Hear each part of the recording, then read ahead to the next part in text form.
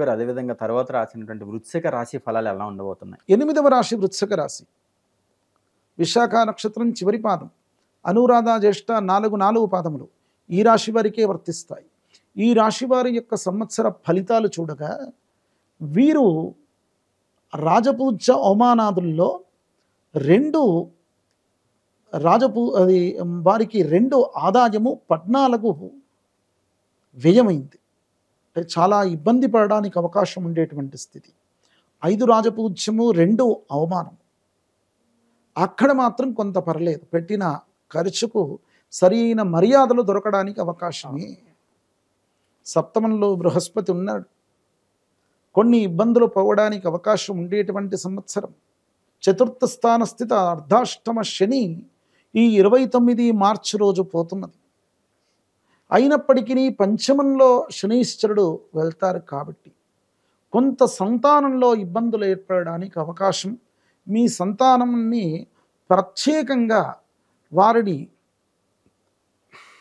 విద్యార్థులైతే విద్యలపైన, ఉద్యోగస్తులైతే ఆ యొక్క చేసే ఉద్యోగం పైన, వివాహితులైనప్పుడు వారి సంతానం పైన ప్రత్యేకమైనటువంటి దృష్టి పెట్టడం మంచిది.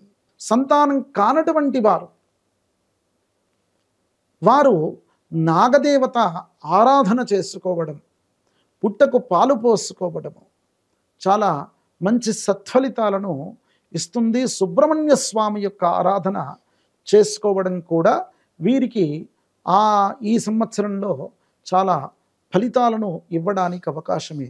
విద్యార్థులకు కానీ, అవివాహితులకు కానీ, వ్యాపారస్తులకు, రాజకీయ నాయకులకు, వాళ్ళందరికీ కూడా సంవత్సరాంతంలో ఇబ్బందులు ఏర్పడడానికి అవకాశమే సంవత్సర చివరి భాగంలో.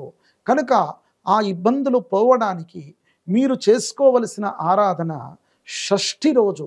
ప్రతి నెలలో 2 షష్ఠులు వస్తాయి కనుక ఆ 2 షష్ఠి తిథుల్లో ఈ సుబ్రహ్మణ్య స్వామి యొక్క ఆరాధన అనేటువంటిది విశ్వావసునామ సంవత్సరంలో చేసుకోండి.